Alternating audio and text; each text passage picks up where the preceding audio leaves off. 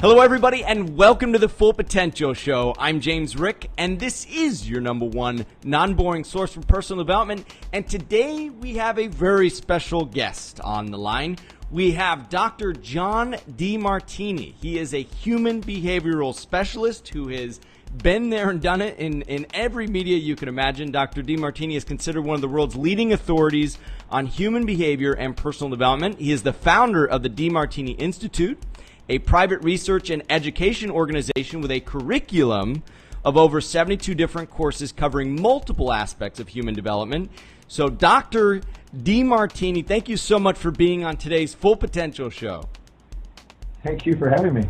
Well, we're going to talk about key ideas on wealth, especially in today's economy. I think that's a relevant topic.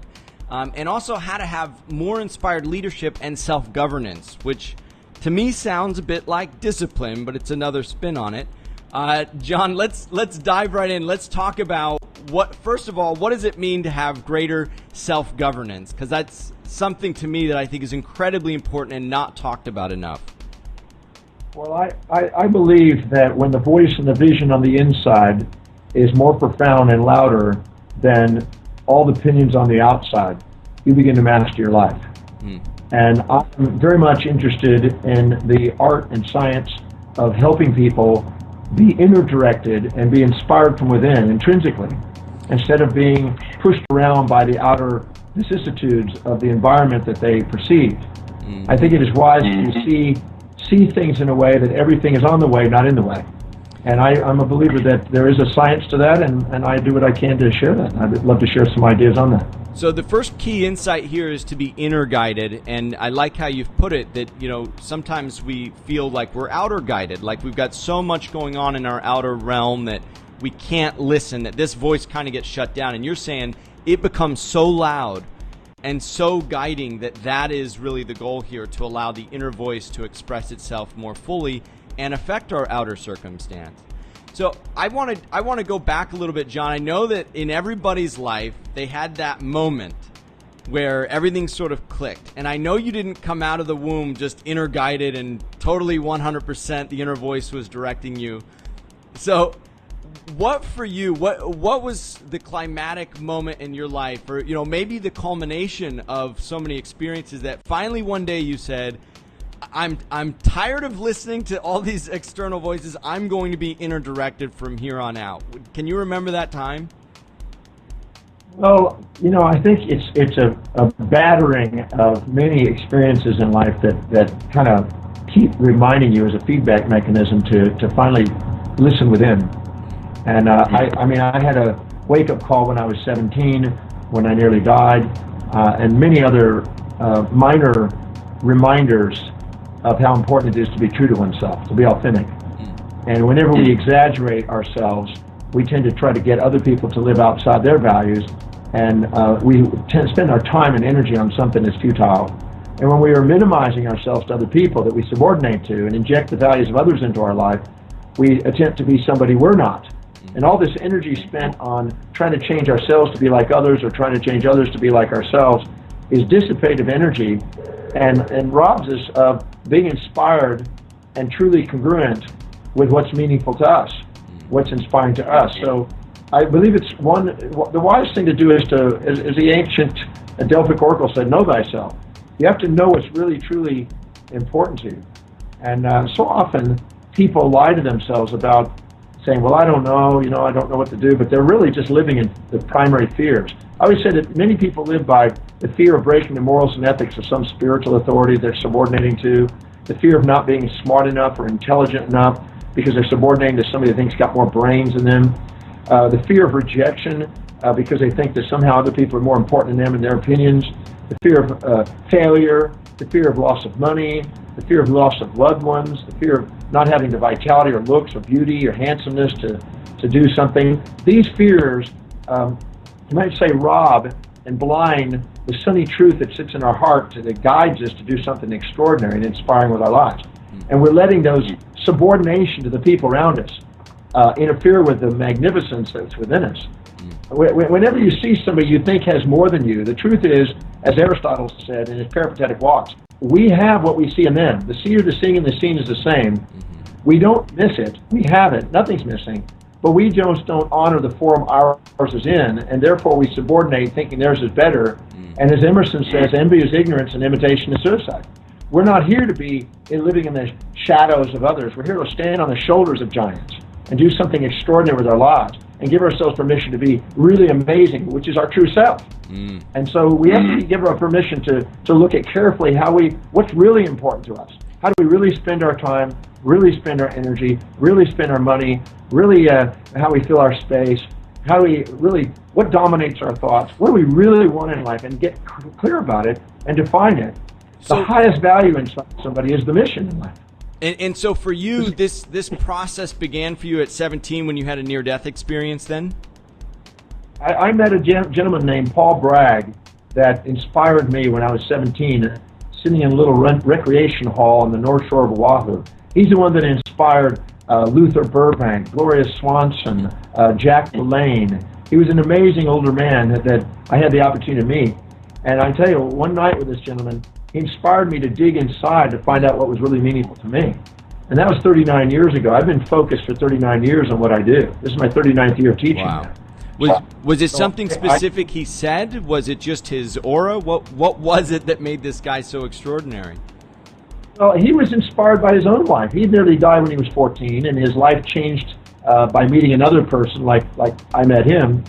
And but he said that we have a body, we have a mind, and we have a soul. And we said the body must be guided by the mind, and the mind must be directed by the soul in order to maximize human potential. And that we have to not let the world on the outside dictate it. We have to go within and through meditation or through inner inspection, you might say, and really discover what that really is important to us, what inspires us. And that's where that inner direction comes from. And so you say for 39 years that was the catalyst that helped you to go inside and start tuning into that voice and say, okay, I'm going to live according to what's important to me and not let the body or these external circumstances really dictate what my life is about. And what an incredible testament to just that simple message, that idea that the body and the mind and ultimately the soul is the director of all of those things, versus sometimes people go the opposite direction, don't they?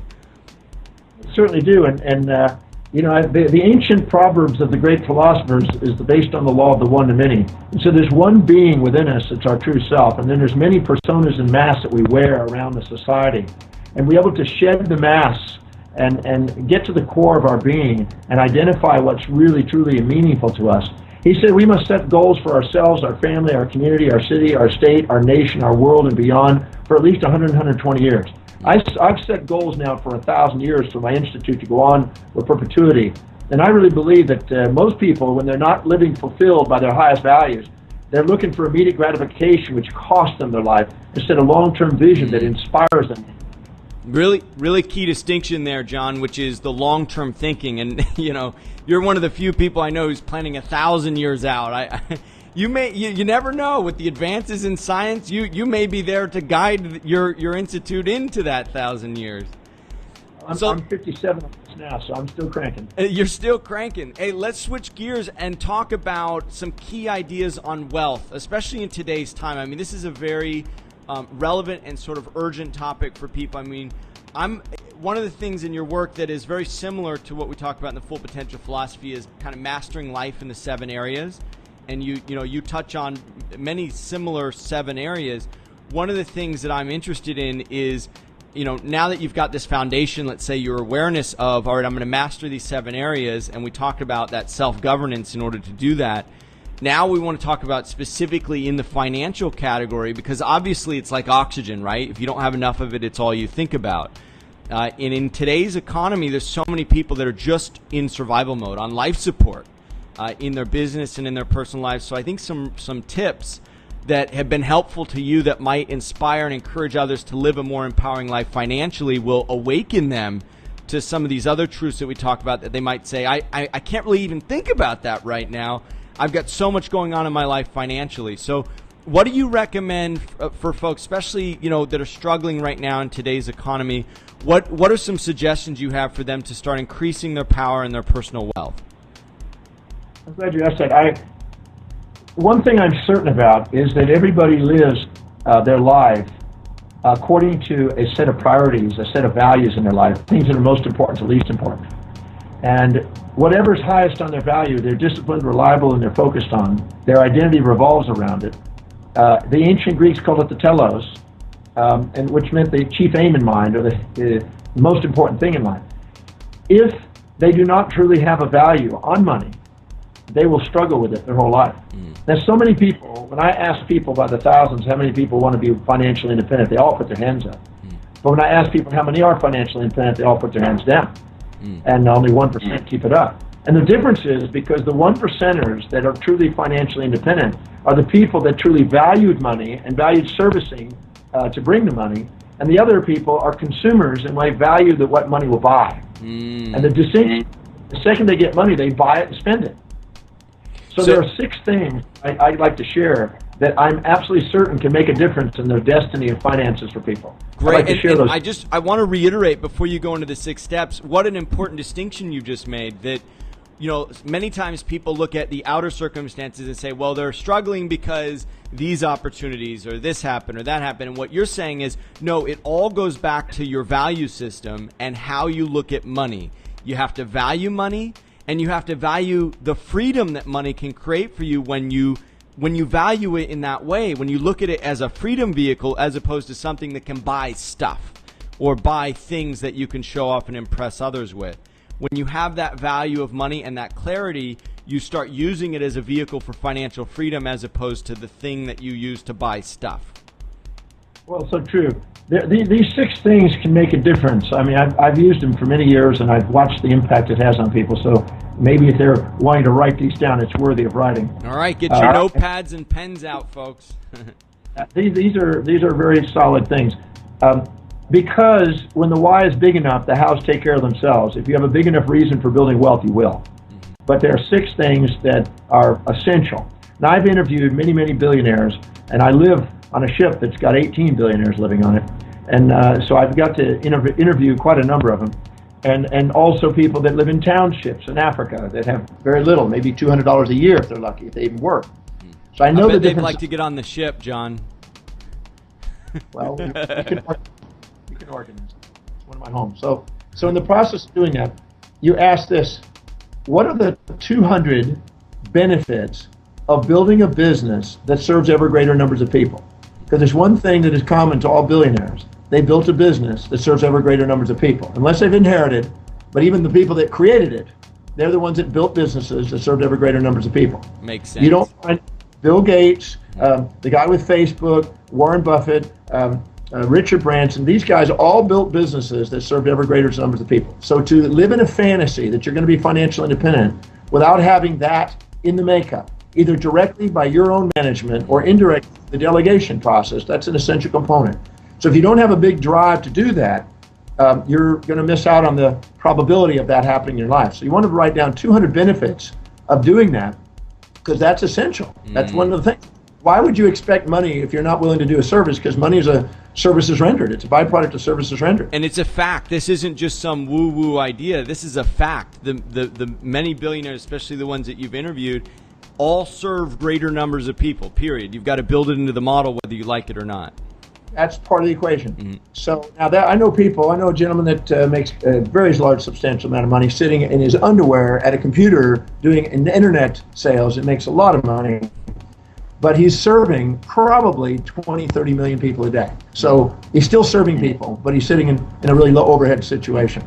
The second thing is to write 200 benefits of polishing, refining, and managing most effectively and efficiently that business to maximize profits.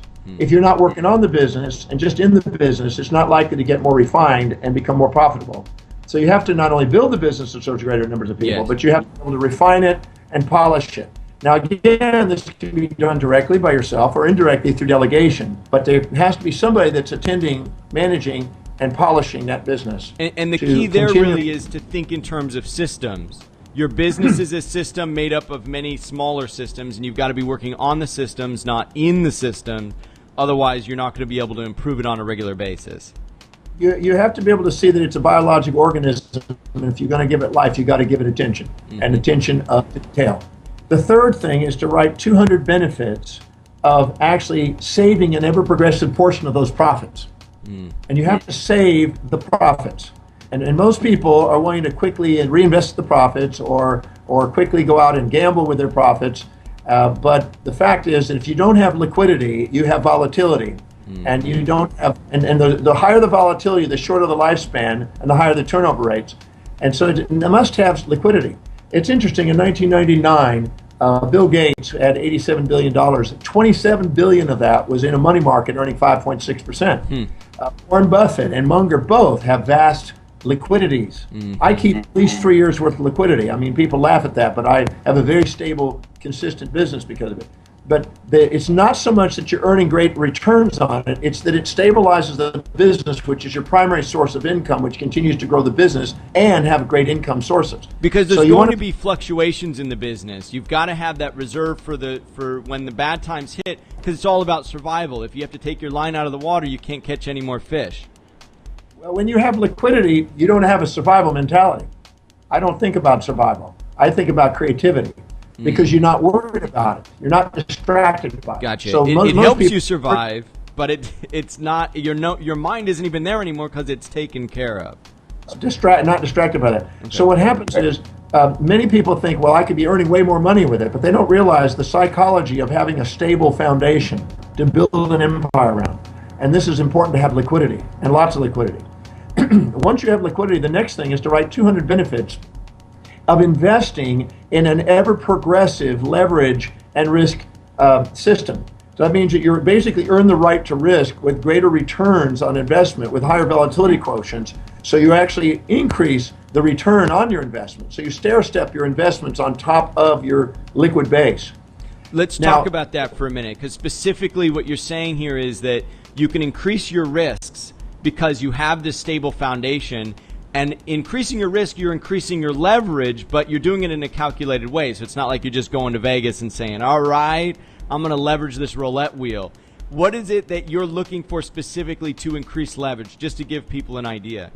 Well, what I say is that there's a 10% rule that people can tolerate 10% increases or decreases without emotional reaction. And if you mathematically keep in your ratio of progression, stair-stepping your investments with ever-progressive, if you consistently do it in increments that allow the volatility not to exceed the 10%, you won't do foolish things with your money. You won't let the outer world distract you from the internal strategy that you've decided to build your wealth with. And it won't seem so far away either. Like, I'm going to increase business by 200% by next quarter. It's like you've never even experienced that before. But 10% of your current income or your current revenues, that's a very doable thing. And you usually know, I think you innately know, what you need to do to get to the next 10%.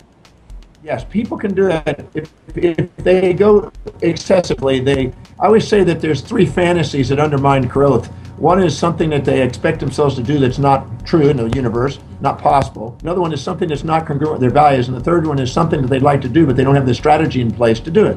And those three have to be in place. The next thing is to write down 200 benefits of amassing a fortune. To actually amassing a fortune. Because if you don't have a value on amassing a fortune, right. where this is the value system drive right here. Yes. What you'll do is you'll say, when you get it, you'll start buying stuff. You'll accumulate stuff. And in the process of doing it, then it will run you, and then you'll be moving it around all over the world and stuff instead of actually doing something that is meaningful with it. And the last one, the sixth one, is 200 benefits of creating a cause, a financial cause that leaves a legacy. And this could be, in my case, it's a DeMartini Prize. We modeled it after the Nobel Prize. It's the Institute, and it's the Foundation. So these are perpetuities that are then involved in education and contribution to humanity across the planet. So in the process of doing it, you have to have a cause that drives you that's bigger than yourself. You won't get beyond yourself unless you have a cause bigger than yourself. So this is something that inspires you, that is meaningful to you, that you wouldn't want to not accomplish. And this is something that could possibly perpetuate through multiple generations, or could possibly be carried on by people that have been showing to be dedicated to those causes along the way. But these six things, there's 200, and people say, well, that's a lot of writing. Well, I'm telling you, if you myelinate the brain, you have glial cells in the brain that literally remyelinate neuroplastically the brain according to your, and if you have a value on something, you will see opportunities, act on opportunities, and make things happen. Every decision you make is based on what you think will give you the greatest advantage or disadvantage according to your highest values. So if you really don't have a value on wealth building, and you have a value on immediately buying immediate gratifying consumables, you're not going to have financial independence. You're going to always live as a slave to money instead of a master to money. And by having such a huge volume of benefits, you're overriding any earlier kind of programming. You're not just saying you need to have a value on money and leaving it at that. You're saying you need to hit your brain with so many underlying reasons for valuing this that it overrides any other kind of programming, so that it rewires, like you said, neuroplastically, this brain to start driving towards the things that you really have consciously decided for yourself, not the earlier values that you learn in childhood. That's right, because you may be mentoring under people that are not inspiring to you without even realizing it. See, what happens is the brain with these glial cells, they literally create synaptic spines on the dendrites of a nerve within seconds. So every time you come up with a benefit and it's truly something meaningful to you, not just superficial stuff, don't write down the benefits of building a business so I can live a great life, have a yacht, and this and that. This is about building a business. What is the benefits to you of building a business? You can employ people. You can then have the satisfaction of watching people's lives fold, pay taxes, serve people, grow influence, increase the economy. These are things that are specifically that are meaningful to you, that are not just immediate gratifiers. That's what makes the difference. And what I also hear is that you've got a track that is not only about amassing a fortune, but amassing a fortune with the potential to contribute and help the world. And you've got lots of reasons on why that's important. So you've also got a value system that is, I think, not only driven for financial gain, but driven for financial gain with a purpose. And that's critical, because otherwise you're just wasting this energy, this financial potential on selfishness, which happens a lot. And, you have people that, like, Amy Winehouse, incredibly successful person, recently passed away.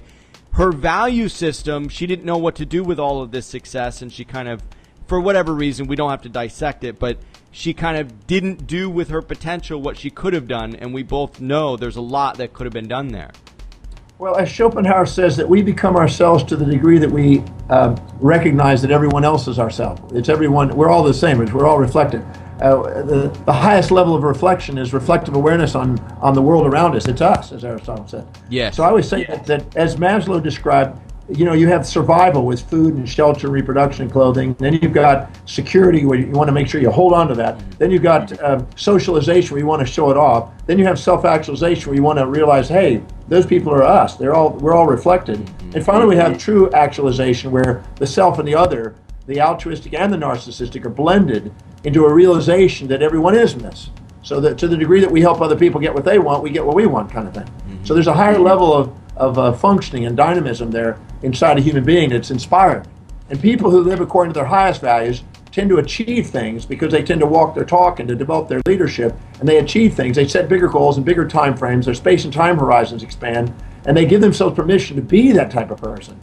But the people that are unfulfilled in their highest values, subordinating to the influences of others, don't feel fulfilled. They look for immediate gratification, become addicted in personality, look for the quick fix, economically or otherwise, and then they hold themselves back instead of living absolutely inspired lives and leave their legacies. What do you think makes the key difference? Is it just having enough reasons to redirect your value system? Is that really the difference? Well, to the degree of our congruency is the degree of our magnificence. If we can set objectives and intentions and goals that are truly congruent with our highest values, we electrify ourselves, we open up a possibility, we floodgate our inspiration, and that's where we open up and expand. But if not, we're basically unfulfilled, and we're looking for a quick fix to compensate for the unfulfillment, and we shrink. And I think that gratitude opens that doorway, and ingratitude shrinks us.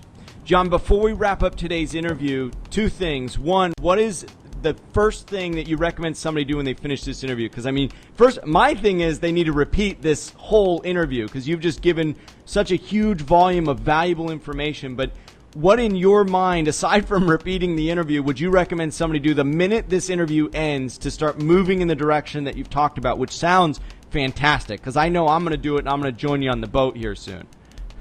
I think the wisest thing for them to do is, believe it or not, start with a daily list of gratitudes.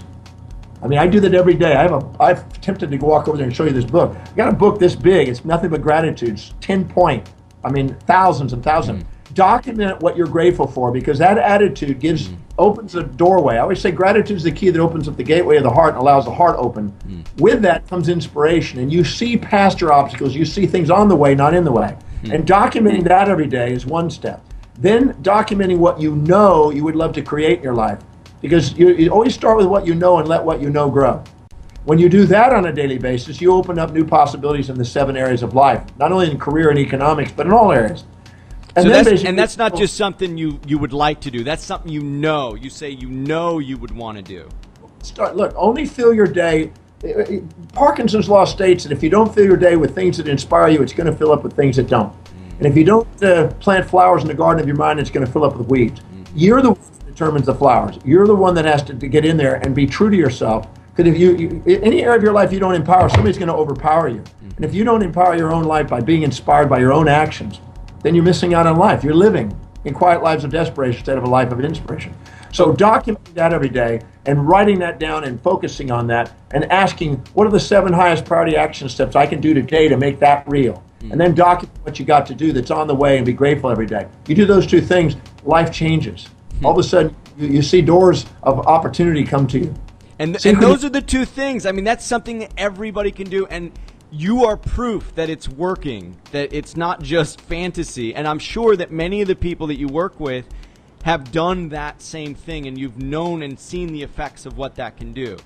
Absolutely. You're coming from that emotional base. You know, it's all about resourcefulness. And when you have that appreciation, when you have that clarity of what you know, and like you said, you're filling your day with what inspires you, you've forced everything else out. I mean, to me, that's just an incredibly simple way to do some very powerful things. Well, if you don't prioritize your day, somebody else does. And if you don't fill it with what inspires you, you're going to be walking around on eggshells all the time. You want to be poised, present, powerful, purposeful, and patient. That's the state to be in on a day. And that's doable. So some people say, they ask me, John, how do you have the energy you do to do what you do every day? Vitality is directly proportionate to the vividness of your vision. And your vision is simply congruent. When you're congruent, your vision is clear. And that's when you're inspired. That's when the people, places, things, and ideas and events in your life synchronize into possibility for your life. It's really quite amazing. John, where can people follow you and learn more about what you're doing? Where's your website? They can go to drdemartini.com, as simple as that. I mean, I'm all over the website, but drdemartini.com. They can go to, there's all kind of things. We got products, we've got seminars, we've got tapes, we've got movies, radio, television. There's all kind of things. You could spend the rest of your life on that website. Well, I can tell from the books behind you, I'm sure I could spend the rest of my life just doing that. Dr. DeMartini, that's DrDemartini.com. I encourage everybody to watch this interview again, and then, I mean, you've just touched on, I know you're only scratching the surface on many things that you talk about. I encourage everybody to go to your website and find something relevant to their need right now. And if it's financial, I mean, you've already given us an incredible, valuable 6 steps. But I'm sure there's a lot more depth to it than just what we've covered here. We couldn't possibly cover all there is to do there. John, you've just been an incredibly valuable person here today, sharing your ideas. Thank you so much for being on today's Full Potential Show. Thank you for giving me the opportunity to share. This is what I love doing. This is my dream every day when I get to do it. Thank you. I know it juices you, man. It juices me too, and I very much enjoyed our time together. Thank you so much. Take care, John. Thank you. Bye-bye. Well, that concludes this week's episode of the Full Potential Show, your #1 non-boring source for personal development. I'm James Rick, and if you want to get more positive programming for your brain absolutely free on a weekly basis, just visit fullpotential.com. If you like the Full Potential Show, you're going to love the Full Potential Club. What would you like most as a Full Potential Club member? Be 2 to 3 times more productive? Do what you're passionate about? Have more energy? Reduce your work hours? Travel the world? Enjoy an amazing lifestyle on a frugal budget? What if you could do them all? James Rick has been there and done it in ways that few people have. For anyone serious about taking their life or business to the next level, you've got to do more than just watch. You've got to do. Join James Rick and other like-minded people for an incredible $10 a month at fullpotential.com/club. Be educated. Be empowered. Be the best version of you. fullpotential.com/club. Try it free for 30 days.